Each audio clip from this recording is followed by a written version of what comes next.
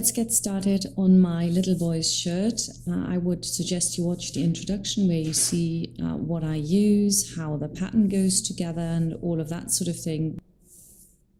For this shirt I'm using a heavier weight cotton. It's still a quilting cotton, but it's heavier weight, lightweight for the contrast, and also some iron-on interfacing to firm up collars, etc.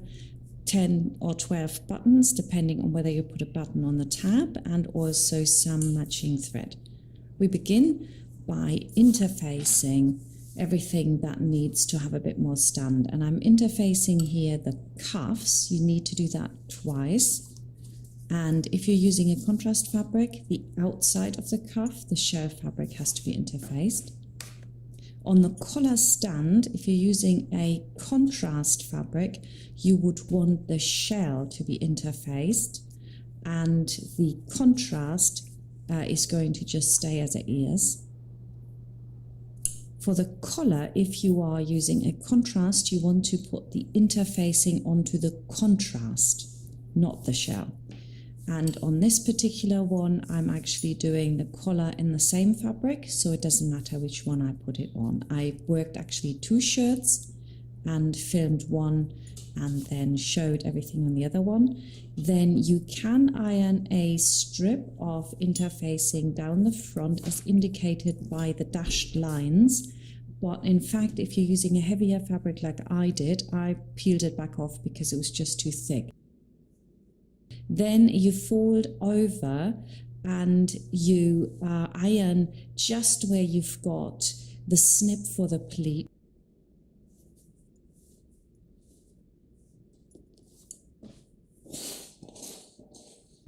And then you can iron that over again.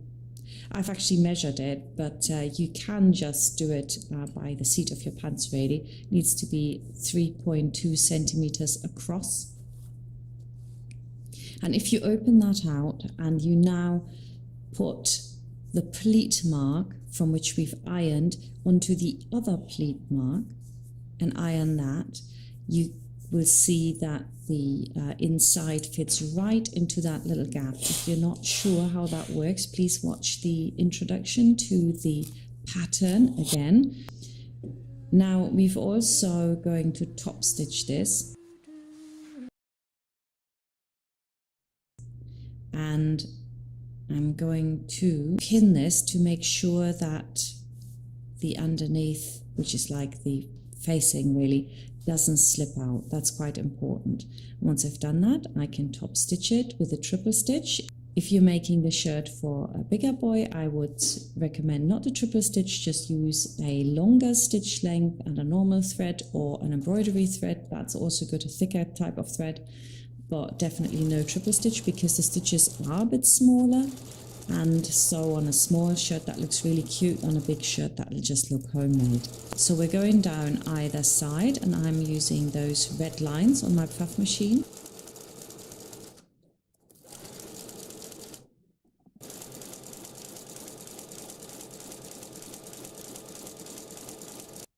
And now we're going to make the pockets. The first thing to do is to overlock all the way around the pocket. You can lift the presser foot as well, just move it round. It is not necessary to overlock this pocket, you could just leave it, but I like it nice and clean look, so I do that. Now we're going to iron over the edge, and that's really, it's not a centimeter, I do slightly less, I always do that. And then where the snip is, we turn it over and we iron that down. If you have a fabric that's the same inside and out, of course you could have the tip to the outside, but now we're going to sew it from the outside. So in order to know where we're sewing, we're going to just iron in a little crease on both sides, and that tells us where we actually have to sew this along. So I'm going to put a few pins in. Maybe you want to mark the center, because sometimes when it's under the sewing machine you actually don't see where the center is all of a sudden. But if you can see those crease marks well enough, then line that up with your little red line on your sewing machine if you've got a foot like mine, and When you get to the center, move it around and then go back up to the other side. Now we're going to put a gather thread that will help us get this nice and round. So you can see I'm stitching directly on the edge of the overlocking. Now I'm also going to make a little template. It is not necessary. The ones of you with more experience won't have to do that, but if you are a beginner, then I would suggest that yes, make yourself a template, 1 centimeter seam allowance, fold it in half, and then we're cutting it a bit slimmer so that we can fit the pocket around it and iron along it.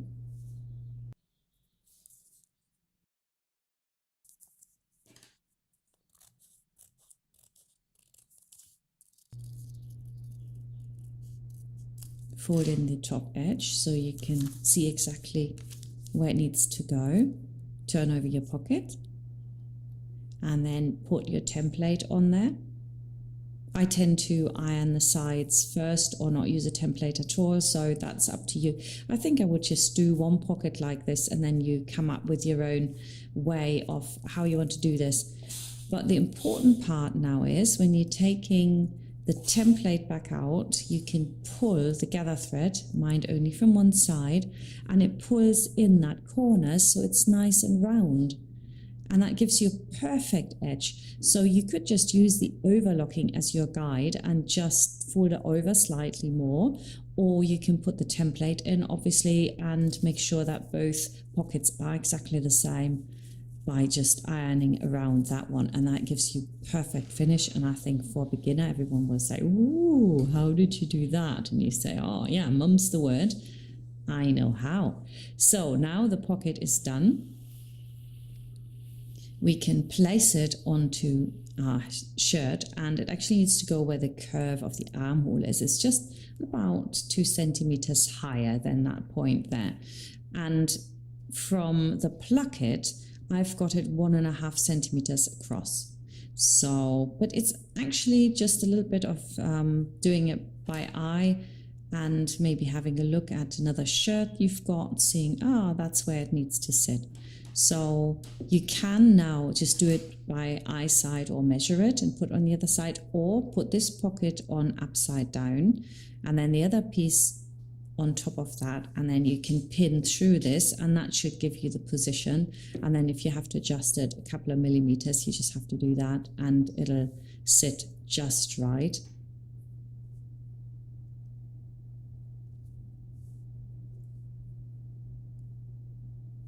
So if you pull this apart, you can see that it sits not quite right. I've adjusted it a tiny little bit and that's perfect. So I'm going to pin this as well. Make sure that nothing stands out of the edge. And now we're going to top stitch a corner into this. So we're going across first and then up. So you need to aim for the end of the overlocking where it's turned in. That's about the right distance. And on my machine, it is then 3 stitches over. So it goes forwards, backwards, forwards, forwards, backwards, forwards, and forwards, backwards, forwards again. Then turn and you go all the way around. You have to hold your fabric fairly steady because it does like to push a bit when you do this triple stitch.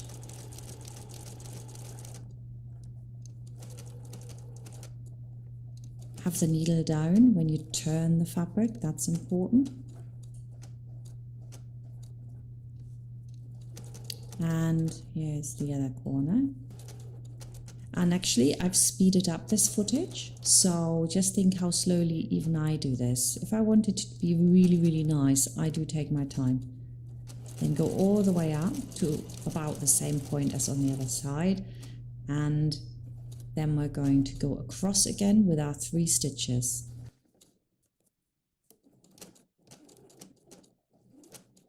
And down and secure your thread, and the pockets are done. I think they look really stunning. Really nice technique, very round at the bottom and it can't fray or rip out at the top. Now we're going to do the back. Put your pleats in first and the pleats face the outside.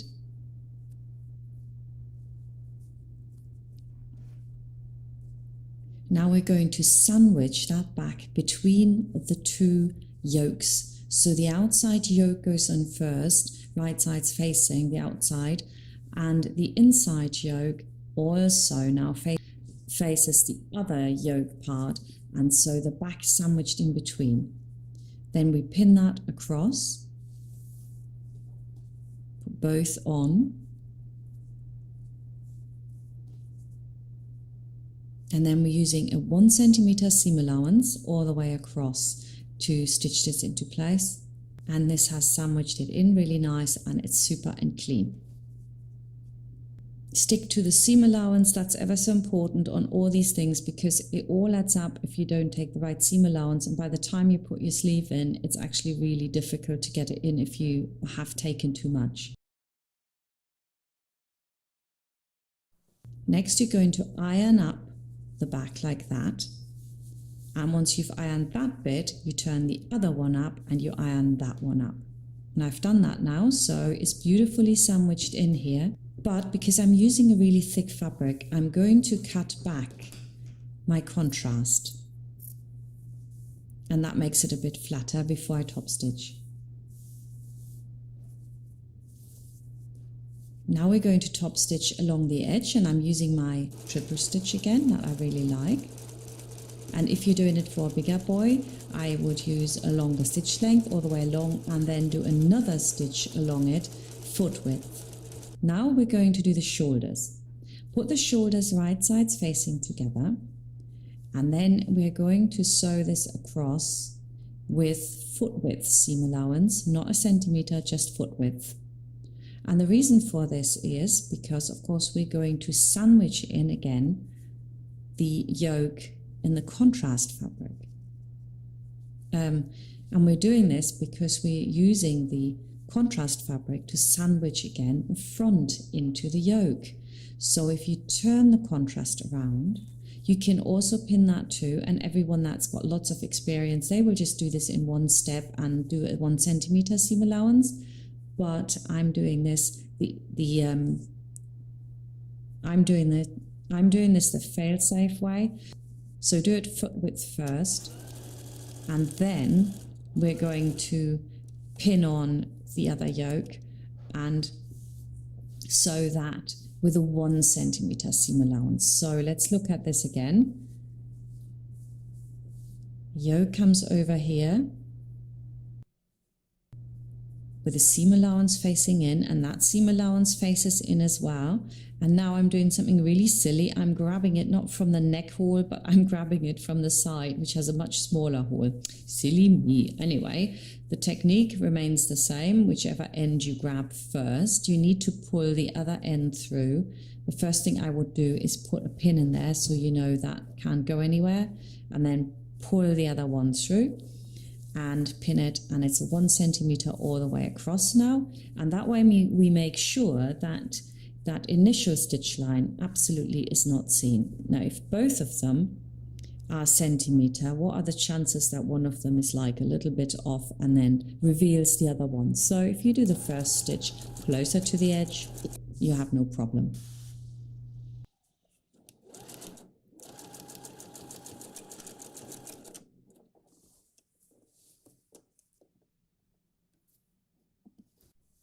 So our next step is now to iron this, of course, nice and flat. And now we can top stitch this again with my triple stitch, and we're going again slightly off the edge there. Don't go too close to the edge. When you're making stuff for boys or men, it just looks very girly if you're too close. So good distance from there, so it makes it look a little bit more sporty. Now this top collar we're doing here, mine is in the same fabric, and on the other shirt I'm also doing in this, I'm doing it so the contrast fabric sits on top. So whichever you have, you just need to make sure that you reduce your stitch length in the corners, and then it cannot fray. And then we're going to sew this in, and you can use foot width seam allowance here. I always do. It's kind of, I want to do a centimeter, I've worked it out for a centimeter, and then I end up doing foot width. So here you can see me making the stitch length smaller, and then I make it longer again until I get to the other side, and there I make it smaller again. So then you go all the way down, and then I'm changing my stitch length again.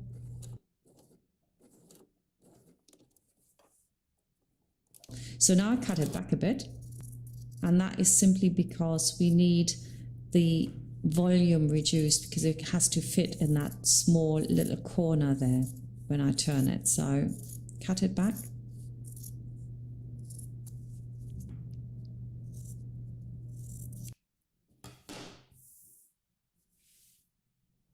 And then turn it and take a pin and work from the side, forcing the top out a little bit more. And then once you've got a good shape, you can iron that, and that's top stitch. If you pull out too much, you can also ease it back in with your pin. So if you get a nose like that, for example. I want to show you a little trick so that the collar lies perfectly round. What you need to do is fold the collar over so that you have got the curve in it, kind of, that lies around the neck. And then we're going to shift that up by about 2 millimeters and pin it.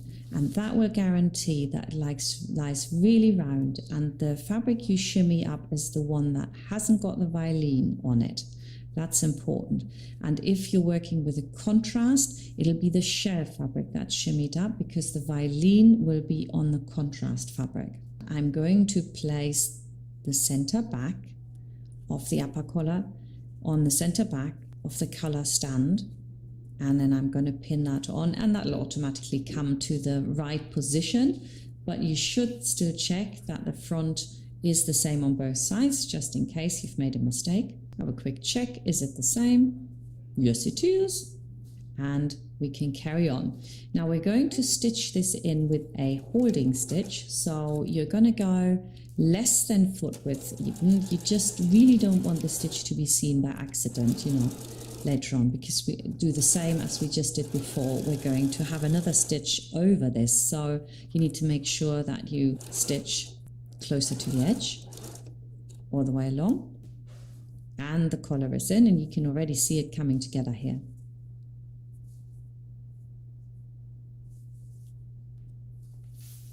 Now we're going to put the collar straight onto the shirt. This is a method that is easier than putting the collar together first, because you haven't got that much material, and anyone that wants to try it even differently could put the collar stand on before you even put the upper collar on. That also works. I do it both ways, and actually, to be honest, if I do it, I usually put the collar stand on first and then the collar afterwards, because you have less fabric to handle and you can really see what you're doing. And the key here is to just put the collar in all the way across, and it will be a little bit round. I don't know if you've noticed this, but when you're making a shirt, if you have made a shirt before, most patterns are in a way that the collar stands up far too straight and it's too far away from the neckline. This collar really comes in, so it fits really nicely. And so in order to do that, of course, the collar stand is rounded, so it's a little bit harder to get it in. So really pin this well.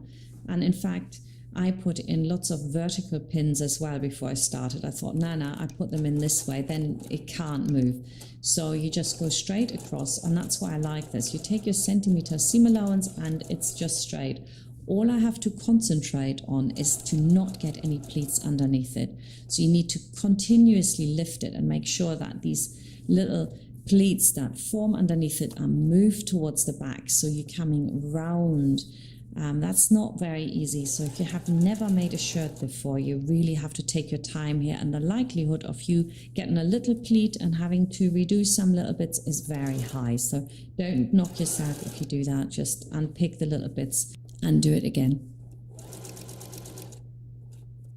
And again, I have speeded up this footage. You can see it when my hands are moving, it's speeded up. And then you see the sewing machine and you think, oh, that's still slow. It's not fast. This takes time. I hate unpicking. I rather do it slowly and meticulously, and then there's no unpicking. That's so much better, I think, anyway.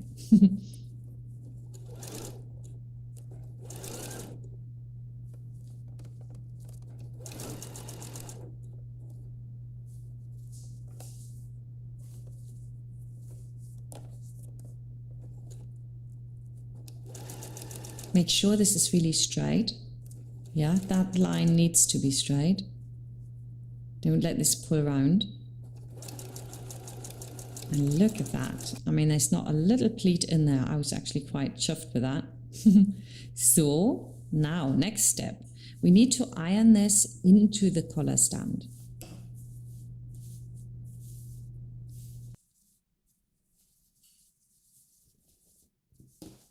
Really push it in there. I've done that now, so it lies really flat. And at this point, I also want to cut it back. Because I'm using this really thick fabric, I'm cutting back my contrast. You don't necessarily have to cut back anything here if you're using a lightweight fabric. Now we're going to put the collar stand on, and with the right sides facing, it just goes underneath the outside collar really. And it's so easy because all you have to do now is sew straight up from there, and you can see that line, the other bit is folded up. So that makes so much more sense than the fiddly part of creating the collar first and then trying to get it on. You always have that little bit of space where it kind of overlaps. I don't know if you know what I mean. It kind of like sticks out a bit and it's not entirely flat.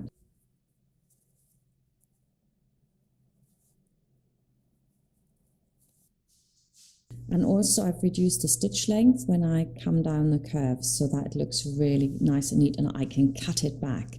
So just come straight up here. And I would also recommend that if you're doing this for the first time, do mark that curve with a pencil so that it comes out the same on both sides.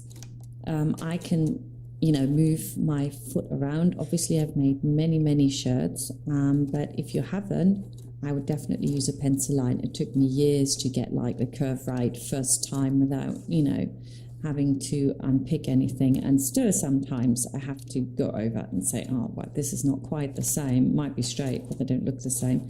So draw a little line. And then with a 1 centimeter seam allowance, we go all the way around. Collar is quite slim as well. It's not a really tall collar. I think that always gives it a bit of a homemade sort of board pattern look, and we don't want that. So do take that centimeter seam allowance. You don't want that collar stand to be too high.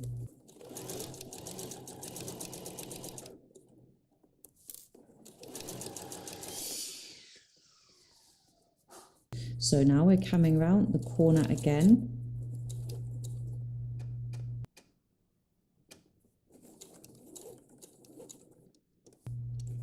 And I make sure that when I hit that seam allowance, it is totally straight by that point. And you can see I'm still way off there, and a beginner would now start to fret and think, oh no, it's not going to be, I was going to be too steep, but it isn't. So a pencil line would be a really good idea, and then stitch right next to that line, and it's perfect. You can't really go wrong, can you? Oh, maybe I suppose you can. And that little holding stitch is well covered.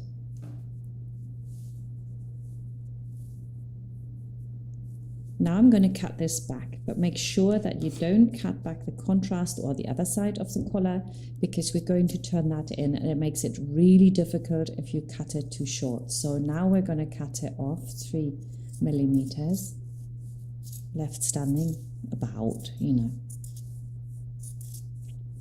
just enough so that it can't fray. And on the other side, don't forget, don't cut that off and then snip it. That bit. So now we can turn in the collar. obviously it needs pressing first. Ironing is a really important part of sewing. If you iron well, you find things are so much easier to stitch. And I forgot the top stitching there. I always do. So the better thing would have been, of course, make the top collar and then top stitch it. But of course I didn't. And well, you can do it now, it doesn't really matter. Turn in that seam allowance over the other seam allowance, and then you can pin that. Now when we are pinning all of this in, it's quite important that turn it in and that it just sits on the stitch line, just a little bit less, because we're using a top stitch that is pretty wide. It would be really, really big, that line, otherwise that hangs out. And you'll see it once I'm done. I'm going to show you that, of course, as well, that it sits just on there.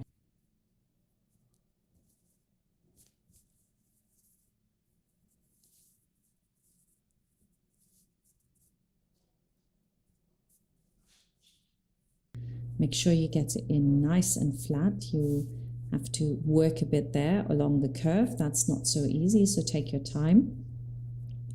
But I think if you're making a shirt like this and it's like you've spent the money on the fabric, you've got a really nice pattern here, then you want it to look like so good, like all the big designer names, so that people say, where did you get that shirt? Not, oh, did you make that yourself? So take your time. And I guarantee you this will look like a designer shirt, because it is. It took me so much time to develop this pattern. I started last year and wasn't quite happy with it. Reworked it, and now reworked it for another 3 weeks. So, well, mind you, the editing takes a long time, but it is a very nice pattern. I'm actually thinking it's one of my better ones. I really love it. Maybe I just say that because it's the one I've just done, because I get excited about all my patterns and then I get excited about the next one. Anyway, we're going to sew this in now from the outside, and we're going to start stitching around from that end. And of course I have to do this first. And we're stitching from underneath there simply because obviously it's not seen. It disappears when the collar's down.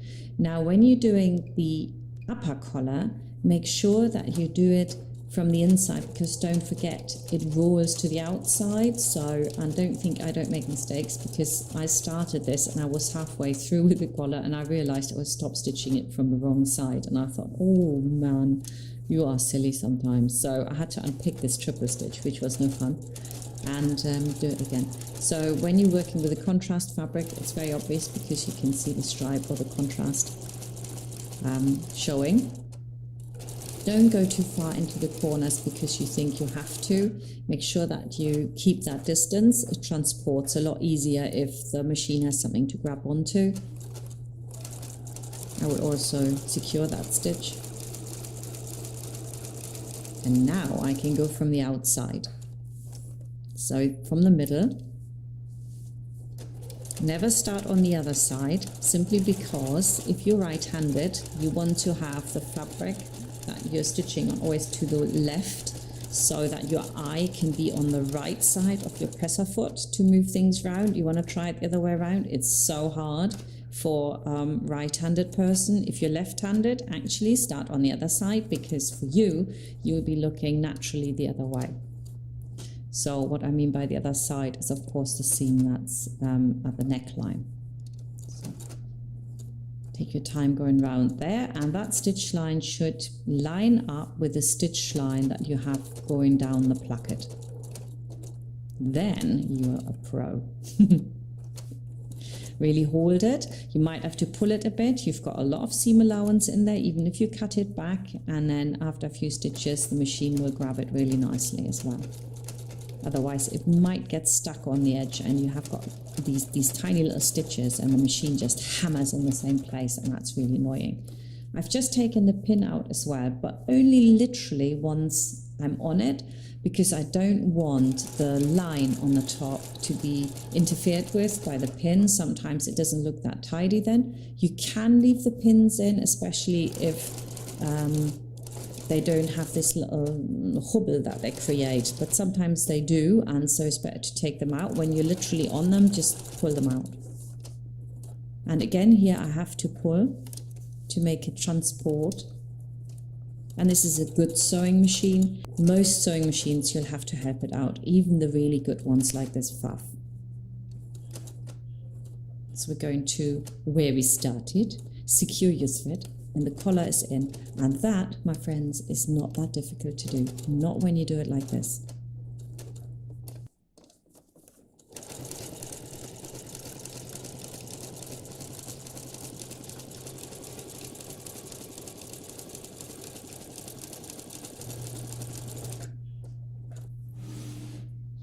You can give your collar a slight press as well, but don't put the iron down, just the steam, and then hold it down with your hands. And now you can see how lovely that just covers it. If I'd had this out more, it would be just too thick.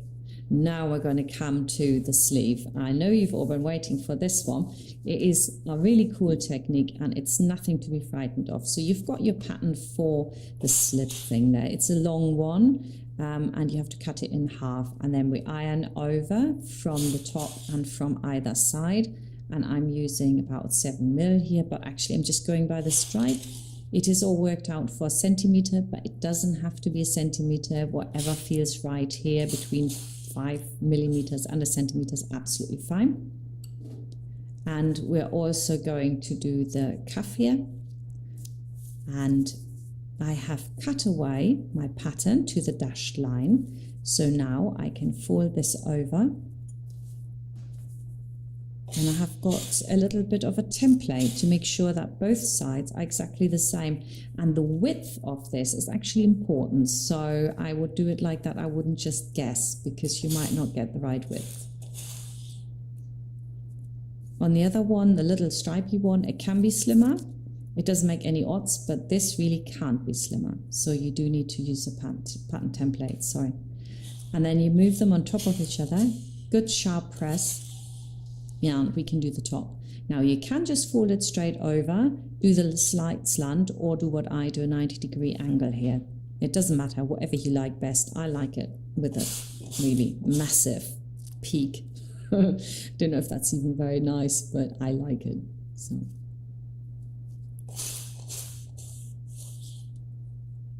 Give it an iron from the outside as well. It's got to be really sharp, lots of steam here, lots of heat. And the important thing is that the stripy part is slimmer. Otherwise, you'll get into trouble when you put this on. Now, put the stripy part with the ironed over end right underneath the small end of the slit. You see, the shorter end. There we go. Put it under. And then all we have to do is pin this in. And then the other bit can roll over the top, and we put the other side on.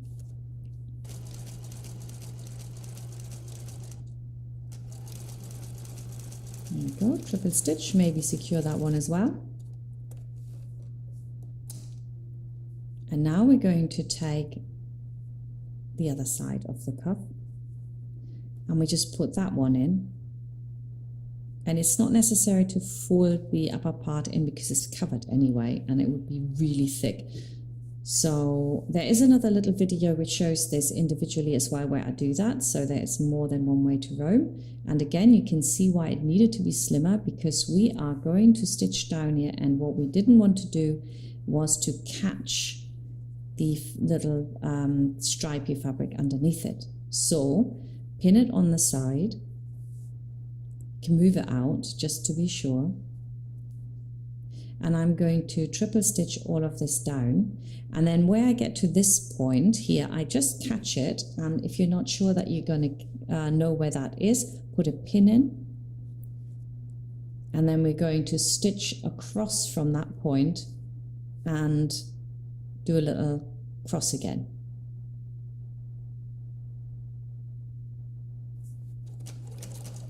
So first I move the underneath out. Anyone knows what these things are called in English? Please let me know. I call it a gentleman's cuff. So again, take your time here, and then when you get to the top, you can move that bit back under and straighten it all out. It won't have caught it anyway, but it's just better safe than sorry, I always think. Make sure that your needle is down when you turn, and make sure it's straight, because you very easily get a little bit of not a pleat, but extra length in there, and then it doesn't lie entirely flat. And of course, I'm not showing you this, but I did have that on a shirt as well. So it's very easily done. You need to make sure that this lies really, really flat. If you can't quite get there, it doesn't really matter. You know, I don't think you would even see it if you inspected my shirts. But of course, when you're starting to be like a real perfectionist, you know, you see all your little mistakes. So we're sewing straight across from here, and then at an angle into the other corner. Ta-da! I love this. It is so simple. If you've got the right pattern that shows you exactly, you know, the right width and everything, and it works, and you do it like this, it's such an easy technique. And I'm also using this technique on the kitty cat dress, because it is quite simple, but I didn't explain it very well on that video. So this is going to be the one that people have to refer to when they're doing that part. And from the inside, it looks really clean as well. And you can see how it covers that rough edge from the outside. You didn't really need to turn that in. Now we're going to do our sleeve. Put a gather thread in all the way around the top. The reason I'm doing this is because it makes it easier to put in. We're not actually going to gather anything, of course. We're just going to make sure that it sits nice and round. So make sure it's a 1 centimeter seam allowance, that you're stitching the largest stitch available on your sewing machine. And then you pull the under thread so that you can hold in the top of the sleeve a bit. Now on the sleeve, you've got all these notches that you've put in, which will then line up with the notches in the sleeve. So make sure that you've got the right sleeve there. And here we go. We're going to pin this in from snip to snip. And people that maybe not for the first shirt, but if you are one of these ladies that is making stuff with my patterns to sell, then you very likely will just work with the snips after a while, because you know they're in the right position. So because it does take time to pin things in, and with more experience you can just use the snips. That's why I did them. If it wasn't for you guys sewing my stuff, I wouldn't have put them in, because that took ages to get them in the right position. Every time I thought I had them right and I did another sample, I thought, oh no, they're not right, I have to do them again. So back to the drawing board. So I hope you really appreciate that little bit. That makes it so much easier, just rather than giving you the center at the top and stuff. So make sure you get it all in, and then we're ready to sew the sleeve in. Sewing a sleeve in is also not the easiest of all tasks, especially if it's a sleeve like this, which really is very fitted. It's not one that hangs over. I do take my time with the pinning to do it really nicely, but then when it's in, it will sit beautifully. It's so nice. And then we can top stitch it either to the inside, which is a little bit harder, or on the sleeve, or in fact not top stitch it at all.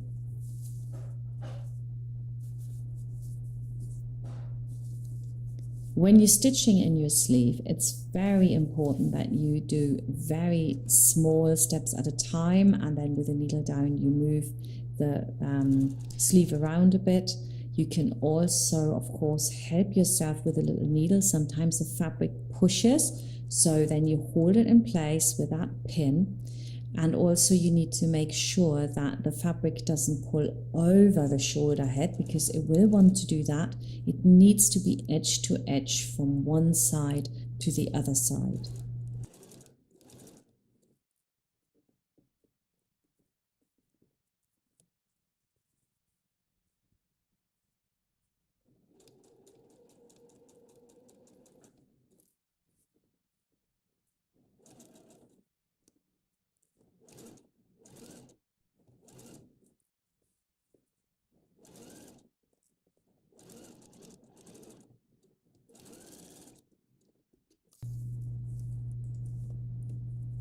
Now I've sewn this in. You can now iron this into the shirt, but we first of all have to overlock it. And I'm also going to cut off a little bit while I'm overlocking it. Make sure that it's really flat around there. If you're uncertain that you're not going to cut into anything, people get really scared of using the overlocker there. Disable the knife and cut it back a little bit before you start overlocking. Just a tiny bit now. I don't cut off much. In fact, I probably cut off a little bit too much on this one. Don't want to sew into your actual seam. I mean, I'm really close to it there, but it's okay. Now you can iron it in or out. I'm going to iron it towards the shirt because that looks, I think, the most professional. Most shirts are done like that. And I'm going to triple stitch it all the way around. If you are doing a shirt for an older boy, you might want to also then top stitch it. Just with foot width again, that looks really nice. Make sure that the seam allowance remains towards the shirt. That's not how the seam allowance wants to sit. This is why we had to cut it back, because the longer the seam allowance, the more resistance is there, because you've got a smaller space going into a bigger space. If you're having a fabric that has a slight stretch in it, actually the sleeves will be a breeze. If you have a fabric like I do here, which is more like a jacket fabric, then it's harder.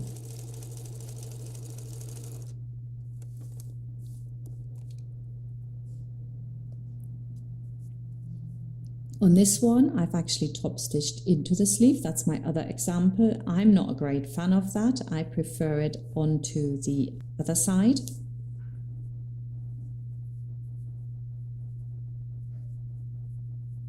Now we're going to put the sleeve together, and that's so easy. All you have to do is pin it from one end to the other. So I always put a pin at the bottom, pin on the underarm, pin at the end of the sleeve, and then with a 1 centimeter seam allowance, I put this together. Then I'm going to overlock it. Again, I cut a little bit off because I am going to top stitch my side seam, and you could top stitch all the way down to the sleeve if you dare. I did it for the bigger shirts. Honestly, for the little shirts, no way I could get in there without hassle, and I didn't want that. Iron the seam towards the back and then just top stitch to the underarm, and that's, I think, totally fine.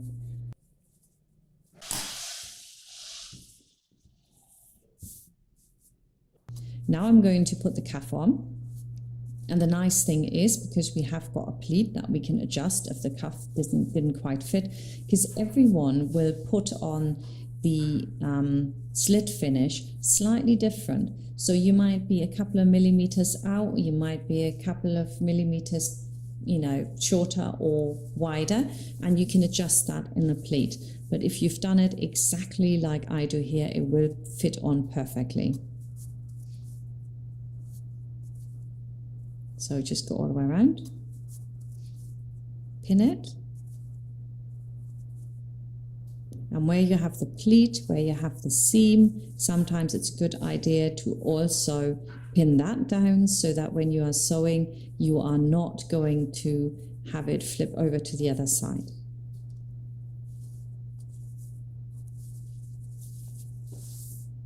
So I'm going to put a pin there to avoid that. And then you need to turn your sleeve, because you always want to work from the inside. It's just massively difficult to do it the other way around. So place this under the sewing machine like that, and then just move it around as you go. And I hope you can still see it, because it's such a small shirt I'm doing.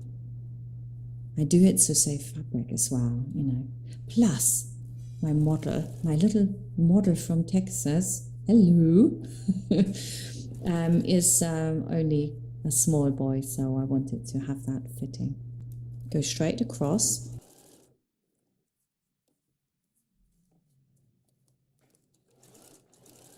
So it's the same technique that we've already used We are just going to, now that we've got the outside cuff on, put the inside cuff over the top. It's much, much easier than preparing the cuffs before. The first thing here is to really iron the seam into the cuff, very sharp edge. So do this right. And then you, same as on the collar, you place the contrast or the same fabric underneath it, go all the way around, make sure that you have a smaller stitch when you go and do your round parts, because we're going to really cut that back, and that you come down dead straight right next to the line here. I'm sorry I didn't show more of that because I just thought I'd pressed record and I hadn't. Now I'm going to cut this back to make sure that I can, you know, turn it, otherwise there's too much fabric. And we do the same as on the collar. You just need to leave a little bit standing of the contrast, or basically the inside fabric, because of course we're going to turn that around the other seam allowance and fold it in. And if we can't do that because it's cut down too much, then that's not a good idea, is it? So now it's going to be pressed. And then the same way as on the collar, we turn it in and we pin it. And we pin it so that the stitch line is just visible. Exactly the same as on the collar. It's very important you press this really well before you start pinning. And I've done that here already, so that'll take some time, but it does look so, so good when it's done well. And now we're going to top stitch all the way around there. And again, have your actual shirt into the sewing machine. You start on what is more difficult actually, but then as you go around, of course, the shirt moves around as well, and then it's easier. So again, if you start on the other side because you think that's easier, you would be sadly mistaken. So start this way so that your fabric remains on the left hand side and your eye is on the right, because for a right-handed person, that is the edge of the fabric. That's where my concentration has to be on. And you can see I still move the pins out even though I don't have to. I just want a really nice and even seam for all those close-up photographs and footage. Don't want to show myself up, do I? So secure, and you've got a really lovely cuff. Now that isn't very difficult. It's just a lot of steps that you need to follow, and you need to do them really nicely. Do not be too lazy to go to your ironing board. You need to iron all the way. Now we're going to turn in the hem, and because we're going to put a little tab on before we turn it all like I've shown you there, we're going to make sure that the tab is in the right position and that it's easy to turn. So the best way to do this is to put a few tiny little snips into that curve. Bear in mind that your curve isn't as extreme as this. I've changed that after I've made the shirt, cut back the seam allowance a bit. So now when we've put the tab on, so the right side of the tab here will face the wrong side of your shirt, look like that. Sounds more complicated than it is. And then when I turn this up, I catch it.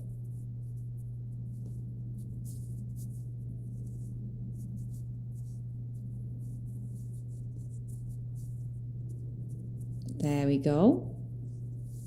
And now I pin it in.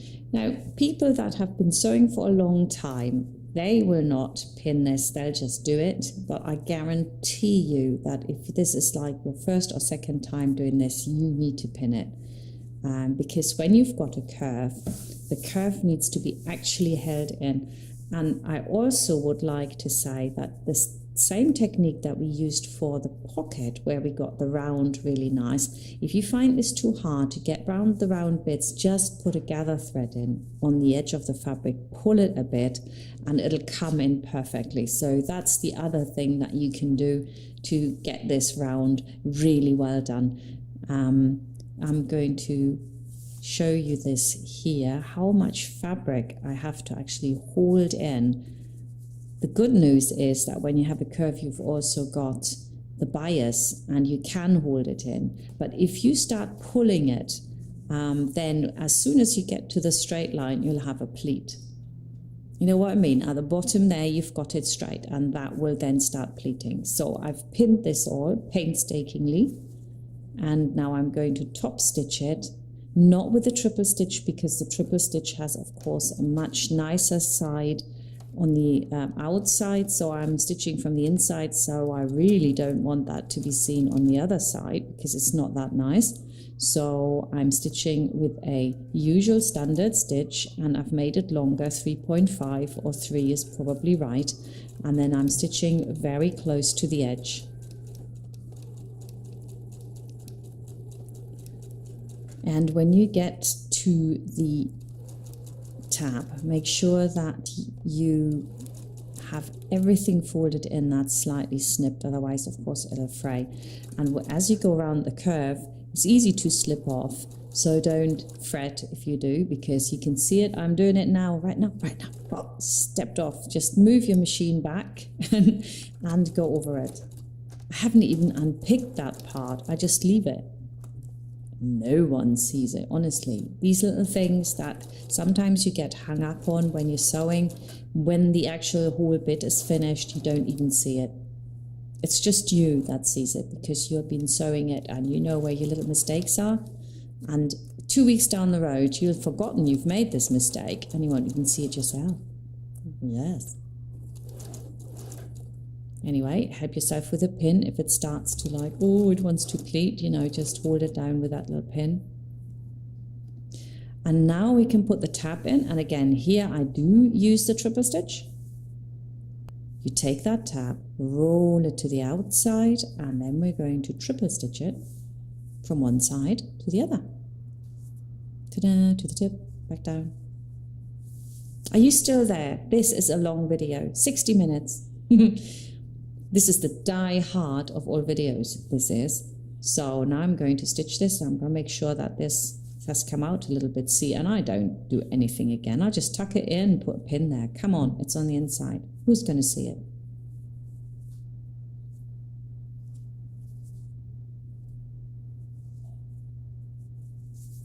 So I'm actually locking in this stitch as well, even though it's a triple stitch. Needle down, go up to your tip.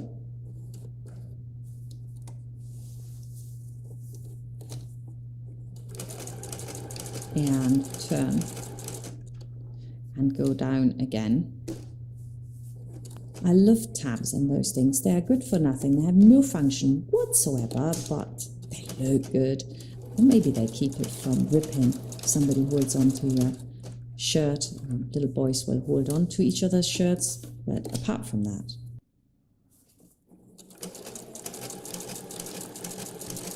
Now then, we're going to put the buttonholes in. People are always a little bit scared of buttonholes, and they're right to be scared because some machines don't do them so well, and there are a few tricks to do it right. So I'm going to show you how this is done on my electronic machine.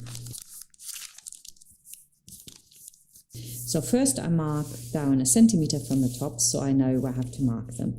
Bearing in mind you don't have to use my marks. You can put the buttons anywhere you like that you think is good. I would make sure that the top button on the placket is about 2.5, tops 3 centimeters from the top. And then I'm going to put a pin in at the end of my buttonhole because most electronic machines work backwards, and so you don't mark the beginning but you mark the end. If you have a mechanical machine, you can of course do it the other way around. Now I'm also going to measure the distance between my stitching lines, and that's in my case 2.5, and then I divide that by 2. Now I don't actually need to do that in writing, but anyway it's 1.25. So you find half of that, because optically that's where you need to be. So if you've gone a little bit further over with your top stitching, still make sure that you're in the center between those. So now I'm going to mark it with a pencil. There are a lot of gadget things that I really like, but all of mine are in storage. So if you haven't got anything else, use a pencil, not pen that's air erasable, just use a pencil. Come on, nobody's going to see it, and it washes out. I wouldn't use tailor's chalk because the mark is not, to the point enough, unless you've got a little tailor's chalk pencil. That really works well as well. But make sure it's a white one, because if you use a yellow one, that might not even wash out. I've had that, and that's really annoying. So I mark all of those, and then I can take all my pins out, and the top one needs to be 2 millimeters over from where you've got the ones on the placket. And again, that's central. Now put your button into the back of your foot.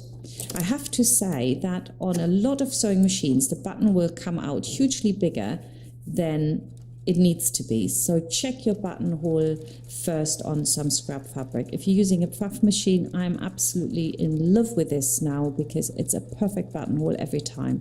Put the needle down exactly where your dot is.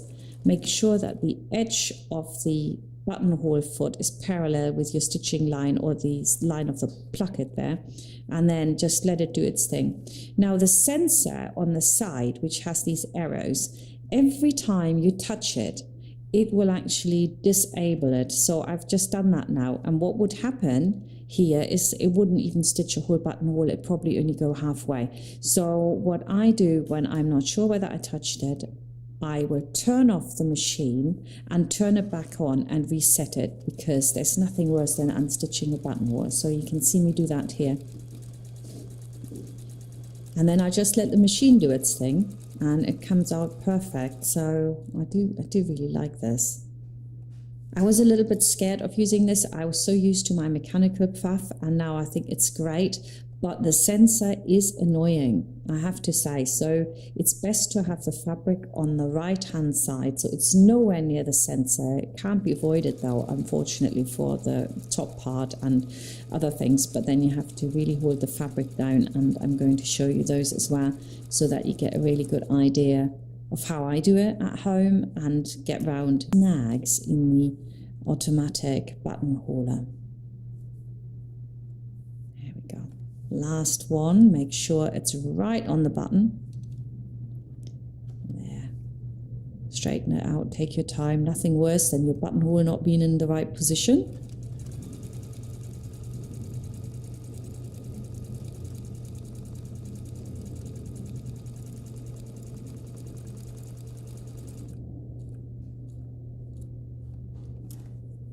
And now I'm going to do the top one.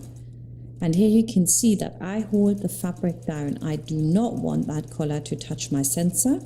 In fact, it did on the first thing. I maybe should have put this in the video, but it would have been just too long if I left all this in. But my sensor went off and I had to unpick it. Now for your cuff, you actually want to start from the back going forwards again. So I have to measure where the front is, and that's 1.5 centimeters over. That's usually a good measurement. And then I just put my buttonhole that I've done on, so I can see how big it is, and I mark that. And this time on the one cuff, I have to have the fabric on the left-hand side, and so I'm really holding it again, you can see it, to make sure that the sensor is not compromised. And on the other side, it's a little bit easier. I just have to hold it steady, come back on myself, and my buttonholes are complete. And you can breathe a sigh of relief. So now we're going to cut them open. You can use a quick unpick. I tend to use my scissor, but to make a start for the buttonhole, the quick unpick truly is the safest option. And then I use my scissor to cut into the corners. And check your button. Yay! Puff is great. I mean, I sing my praises all the time, but really once you've had a puff, you never go back to anything else. I'm going to get lots of comments now saying, no, my Husqvarna, my Janome, I love them. I'm sure you do. It's all right. I just like my puff. We can all like our sewing machines. So now when I put my button on, make sure that you go right in the corner for the cuff. Then go straight through. And I'm going to put my button on, and the key to a really nicely put on button is to put your thumbnail underneath the button while you stitch it in. That will make sure that it's not tight, because if it's tight, it's hard to do up, and also it doesn't look very nice. This way you've got a little bit of a gap, and in that gap, the other side of the cuff, which you close where the buttonhole is, will fit in, and it'll almost like lie flat on top. There will be no pressure. So that's what you want. And you don't need gadgets for that. They just get in the way. Just use your nail. If you haven't got a nail, come on, use your whole thumb. No need to pay money for these gadgets. I've seen them in YouTube videos and I'm thinking, why would people buy this? So anyway, I'll put another knot in my thread, of course, double thread, always to put the buttons on. And I'm ready to now put my buttons onto the front. And here it's slightly different. You don't go right in the top corner, but you go a little bit lower down. So about 2 to 3 millimeters off the top, not the middle of it, just a little bit down. If you are too high, it will make it all a little bit too tight. So you need to have some movement room for your buttons. So that's it. Also, what I want to say, you can see that the button here goes on possibly like a little bit more over to the left rather than sitting right on the center, so that the placket doesn't show. Now, how industry gets around this is that on the left side of a man's shirt, they very often have a slimmer placket, or they haven't got a placket at all. They just turn the fabric in. You can, of course, if you decide after watching this, yeah, I'll do that. I do the nice placket on one side and then I just do it flush on the other. You can just turn the fabric in as you would normally and then top stitch it from the outside so that the placket does not peep out from the underneath. That's an option. You can just do that. I didn't do it on these shirts because I think it does work like this. I can cover it. And if you open it up, I think it looks really cool to have the placket on both sides. So carry on putting the buttons on.